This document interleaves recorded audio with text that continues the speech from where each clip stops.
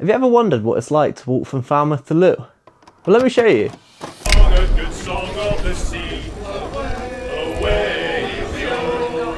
I'll sing it to you if you'll sing it with me. And we're bound for Rio Grande and away and away and away. Rio, aye, aye, and away and away. Okay, let's take it a little bit deeper. Firstly, it is hard. Secondly, a lot of plasters. There's also a lot of ups and downs. You'll be very stinky, very smelly, but there is also incredible views like these. You can't beat it. Okay, let me explain a little bit more. The day started off great, but I was in good spirits. 1, 2, 3, 4, 5. Oh, chauffeur. Hello. Our train had a couple changeovers, but it was a beautiful journey.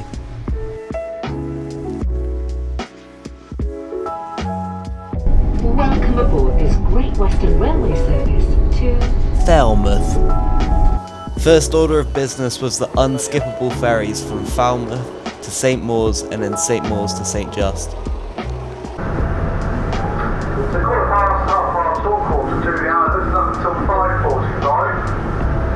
We'd seen dolphins in the first couple hours of the trip. It was off to a good start.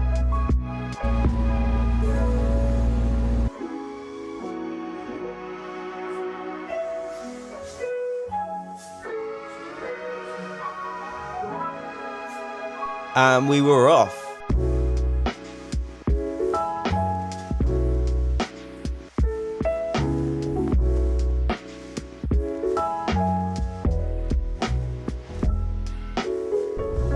I don't know if you can see it, but that is a seal.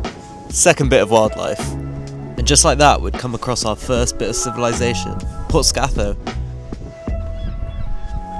But we couldn't stay long, we were on a mission.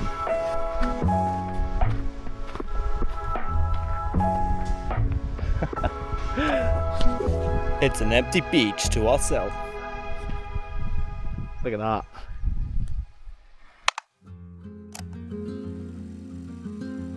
A super cool spot in an old rundown structure, striking it lucky with some grass floor, an amazing bench and our own private beach. So you know what we had to do.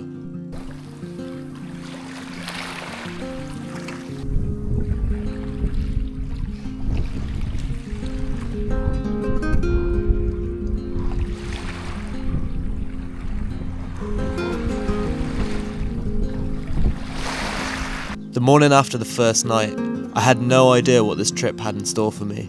The unknown and the unexpected were quite scary, but at the same time I was prepared to face anything. I'd loved that first day. I didn't know yet what a difference such a small trip could make to the way you think. Hello.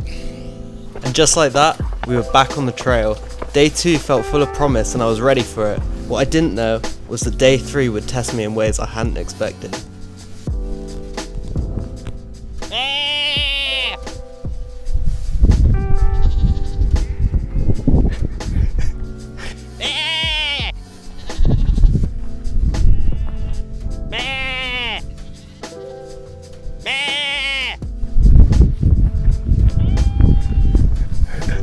Fully set them off. Port Looe. Next stop. Hopefully they have a pasty. Luckily we found this water point and toilets to wash our breakfast pots and refill our water. As we came into Port Looe, I was hungry. The breakfast porridge really wasn't enough with how many calories we were burning, so we took the opportunity to grab some food whilst we were in civilization. You know you're hungry when you do this when the food comes out to you. Excellent. Thank you very much. Thanks. Give me that.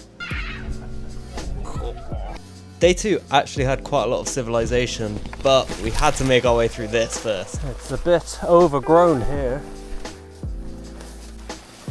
Bloody hell, it's like a jungle. Hello.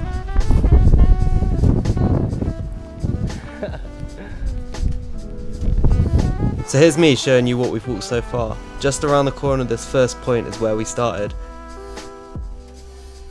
and the rock sticking out marks where the first campsite was. Then today we've made it all the way around to here. Just before Goran Haven, we found this small beach. The sand was dotted with dog prints, and I don't know why, but I love seeing them. Just imagining some dogs running around here having fun. It was cute. There was something comforting in it too, like a trace of joy left behind. The evening was closing in, and we made it to the last bit of civilization for the day, Goran Haven. We treated ourselves to cod bites and watched the cool local sea shanty singers. That is not easy to say.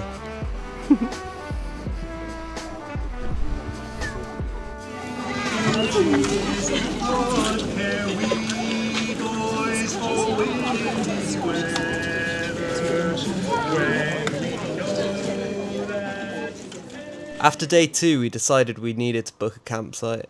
It had been such a long day, and the promise of a hot shower and a pint was too good to pass up. The days were flying by, but at the same time it felt like we'd been out here for like weeks. It was like we stepped into our own little pocket of time. It was comforting in the moment, but I didn't yet realise how much I'd start thinking about time the next day.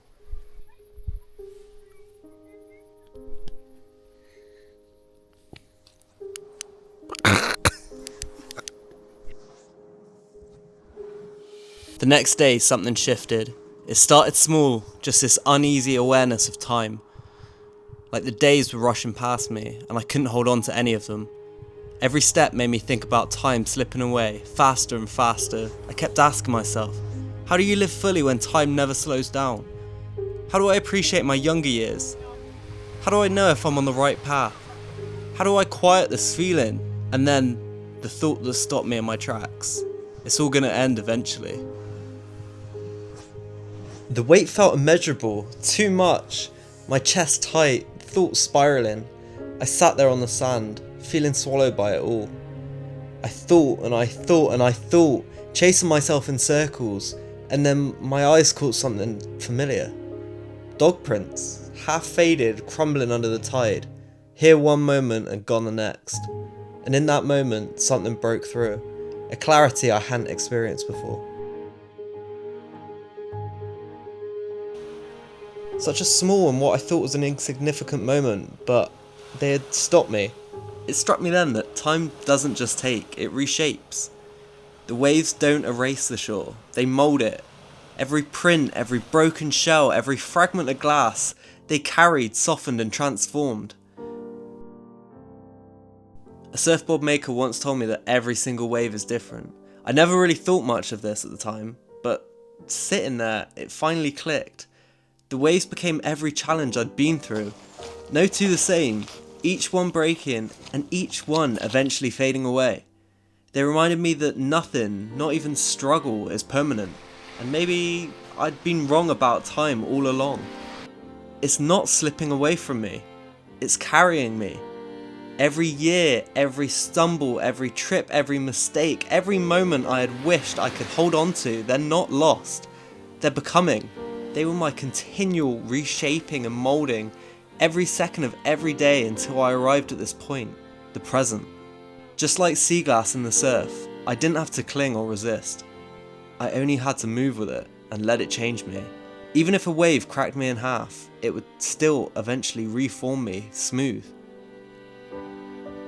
As I watched the rhythm of the tide, it started to line up with my own heartbeat.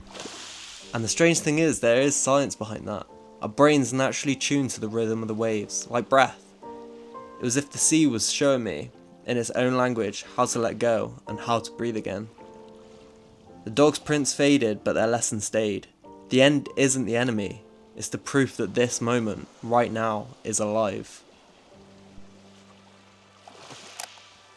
After the anxiety of the morning had settled, carried away by those new realizations, we came across this empty beach. At first it seemed unreachable, no path in sight, as if it hadn't been touched in years. But eventually we found a way down, a steep, slightly sketchy trail carved into the cliffside, leading us to the sand below. You could genuinely be in the Bahamas. Look at this. Such a sick little pasty spot. Very, very, very cool. Day 3 took us from Goran Haven through Megavesi, all the way to Charlestown. A fair old distance, clocking up about 37,000 steps. I didn't film a whole lot that day. My mind felt it was important to work through some of the new feelings and ideas I'd picked up from the morning. Then, the chat between my brother and me had gone to a deep place. We chatted about our favourite dinosaurs, and even had been inspired by the shanty singers from the night before, deciding how hard could it be.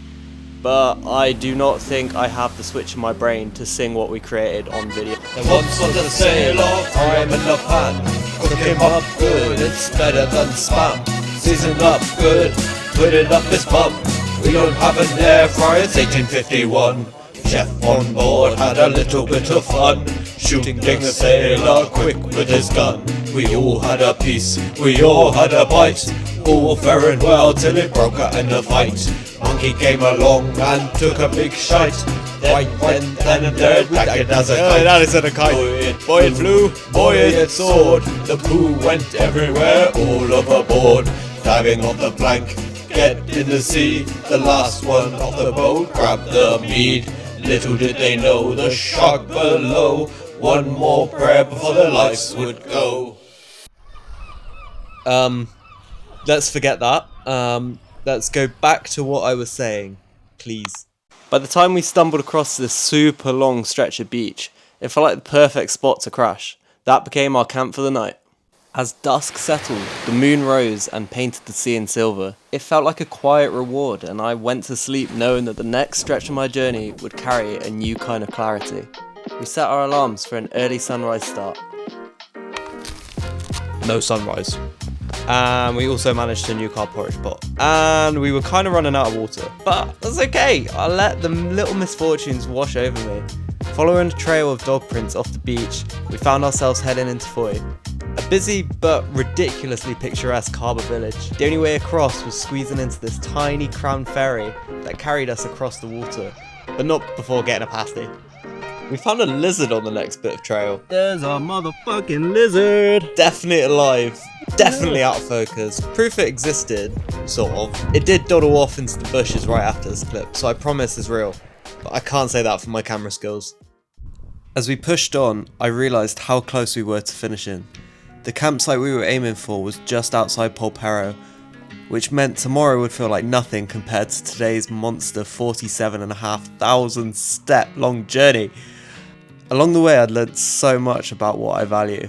The time with my brother, keeping each other's spirits up when it was needed the most. I knew I wouldn't have enjoyed this trip half as much without him.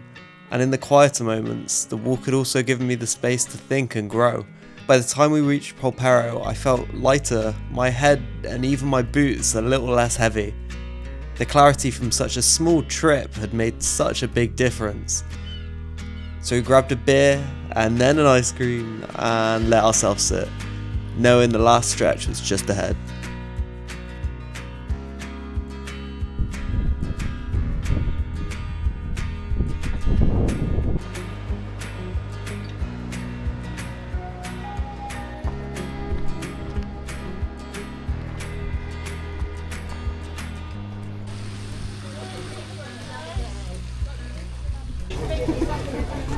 We made it to Looe. Woo!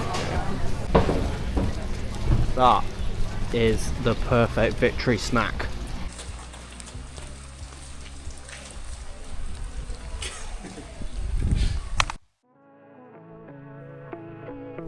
I wanted to end this video with a passage from The Heart of the Buddha's Teachings by Thich Nhat Hanh, a Vietnamese monk and teacher.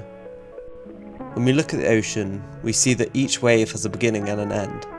The wave can be compared with other waves, and we can call it more or less beautiful, higher or lower, longer lasting or less long lasting. But if we look more deeply, we will see that a wave is made of water. While living the life of a wave, it also lives the life of water. It would be sad if the wave did not know that it was water. It would think, someday I have to die. This period of time is my lifespan, and when I arrive at the shore I will return to non-being. These notions will cause the wave fear and anguish. We become arrogant when things go well, and we become afraid of falling, of being low and inadequate. But these are relative ideas, and when they end, a feeling of completeness and satisfaction arises. Liberation is the ability to go from the world of signs to the world of true nature. We need the relative world of the wave, but we also need the touch of the water, the ground of our being, to have real peace and joy. Thank you for watching.